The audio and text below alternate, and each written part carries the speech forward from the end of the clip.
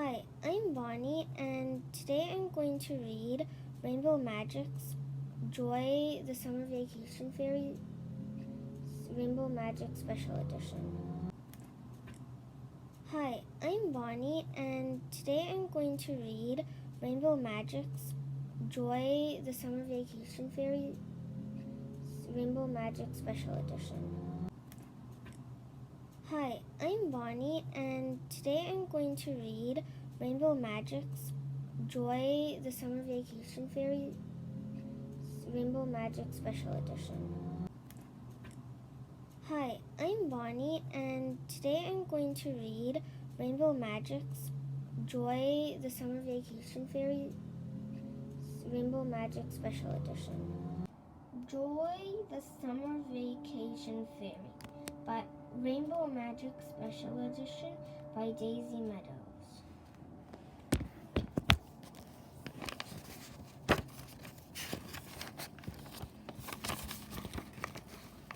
The curly twirly shell. The fairy footprint. Have you finished packing yet? Rachel and Miss Walker called up the stairs. Kirsty and her parents will be here soon. Almost done, Rachel Walker shouted back. It was the beginning of a summer vacation, and in just a few hours, she and her parents would be back on Rainsbow Island.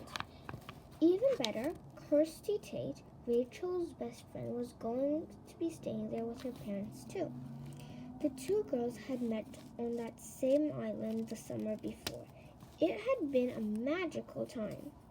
Very magical, Rachel thought with a smile. She and Kirsty shared an amazing secret. They were friends with the fairies. They had first met the fairies when the king and queen of fairyland asked for their help rescuing the rainbow fairies. Since then, Rachel and Kirsty had had many more fairy adventures. I wonder if we'll see any fairies this summer, Rachel thought. She touched the golden locket she always wore around her neck. Kirsty had one just like it. They had been gifts from the fairy queen and were filled with magical fairy dust. Rachel only had two things left to pack, her toothbrush and her favorite t-shirt. She hunted through her drawers. Where was it? Just then, she glimpsed the corner of a sleeve sticking out from under her bed. Oh no, she groaned, pulling the shirt out. There was a big ketchup stain on the front. Upset that she hadn't asked her mom to wash her earlier, Rachel went to the bathroom to get her toothbrush. When she came back, she gasped. The t-shirt was neatly folded on the bed, and the big stain had nearly disappeared. There was just one little mark on the sleeve. Rachel leaned in to take a closer look. It wasn't just a mark. It was a tiny, sandy footprint. A ray of sunshine shone through the window, and the sleeve of her t-shirt glowed. Fairy dust, Rachel breathed. But the magical moment was interrupted when a car beeped outside. Hurry up, Rachel. Rachel heard her mom's footsteps on the stairs. Kirsty's here. Rachel shoved the t-shirt in her suitcase and hurried downstairs. Hi, Rachel, Kirsty cried, running through the front door. Her dark hair was in pigtails, and she was wearing shorts and a pink t-shirt. Sorry we're a little late, Miss Tate. Miss Tate, Kirsty's mom said as she and Mr. Tate walked in behind Kirsty. The car had a flat tire when we got up this morning. Or at least I thought it did, Mr. Tate added. But by the time I got my tools out, the tire wasn't flat anymore. Very strange, he laughed. Almost like magic.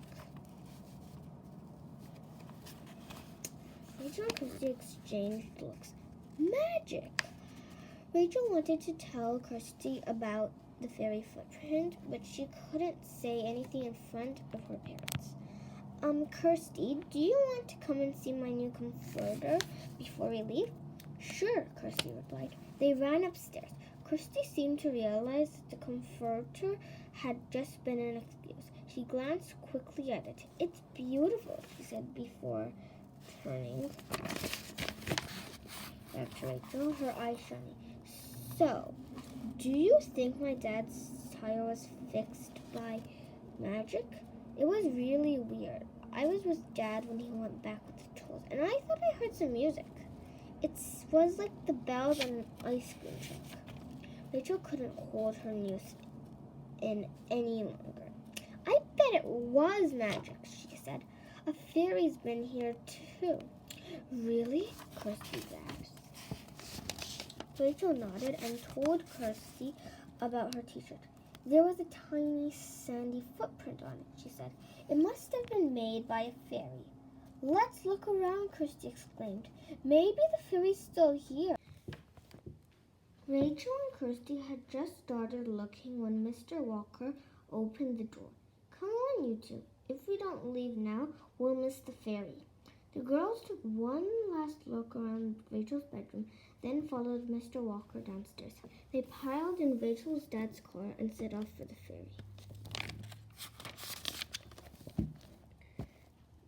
The girls couldn't talk about fairies with Mr. and Mrs. Walker sitting in the front seat, but it was fun just to be together again. I can't wait to get to Rainspell Island, Rachel said, grinning. Me neither, agreed Kirsty. I want some of Rosie's Rainspell ice cream. Yum, Rachel sighed happily. Rosie sold delicious ice cream from her truck near the harbor.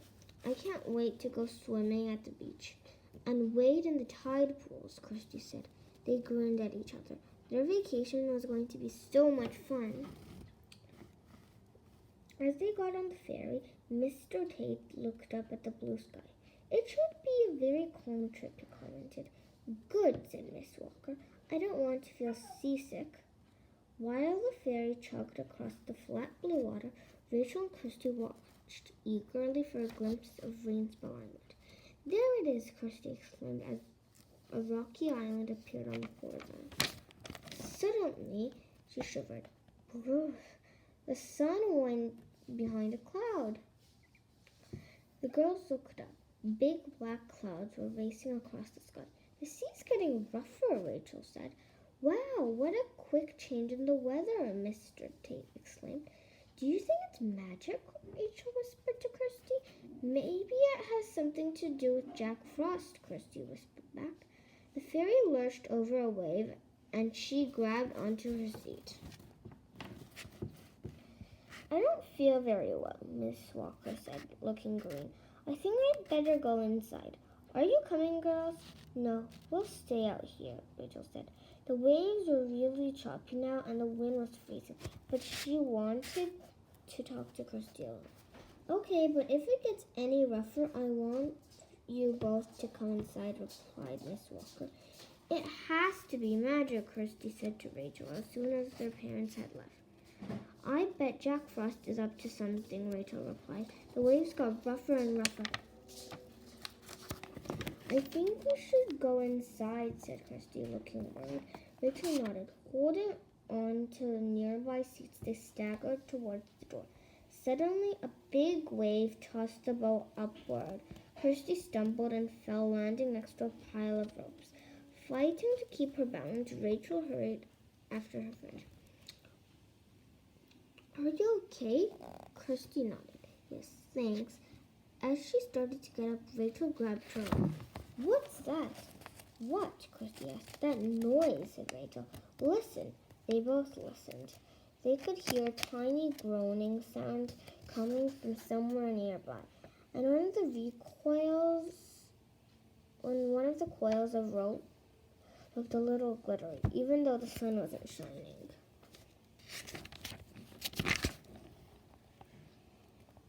It's coming from over here, Kirsty said. She broke off with a gasp.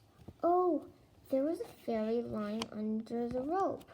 She had shoulder-length, honey blonde hair and was wearing a bright top and a matching skirt. She had a necklace made out of tiny white shells. Her skin was pale under her freckles. She groaned and clutched her stomach. "Hello," Rachel said softly.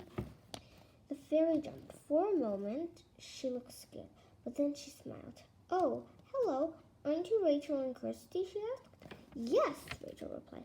She felt a thrill of excitement that the fairy knew who they were. "I'm Joy the Summer Vacation Fairy," the little fairy told them. "I make sure that summer vacations are special. She broke up with them all.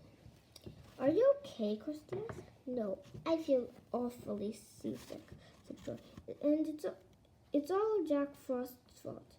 He turned the sea rough." Kirsty looked at Rachel. "We thought it was Jack Frost. He's been doing all sorts of bad things on Rainspell Island," Joy said weakly. Rachel frowned. "Like what?" Joy moaned again. "I'm sorry, I can't tell you right now. I feel too sick. If I didn't feel so bad, I could use my magic seaweed to calm the waves." "Can we help?" said Kirsty.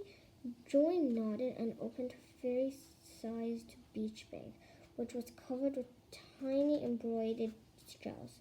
She pulled out a strand of seaweed that glittered with green sparkles. "Slide this over the top of the waves and the water will calm down." Rachel and Kirsty hurried to the side of the ferry. Rachel leaned over the railing, but the waves still looked far away. "It's not going to reach," Rachel said in dismay, dangling the piece of seaweed from her hand. Then she gasped. "Kirsty, look!" The sparkling seaweed was growing. "Wow!" Kirsty exclaimed. The seaweed stretched down and down until it brushed the top of the waves. Whoosh! A burst of green and gold sparkles fizzed across the water. Almost immediately, the waves became calm. "It's working!" Kirsty cried. They pulled up the seaweed and ran back to Joy. The little fairy was smoothing down her wavy hair. "Thank you so much," she said. "I'm feeling better already." She grinned at them.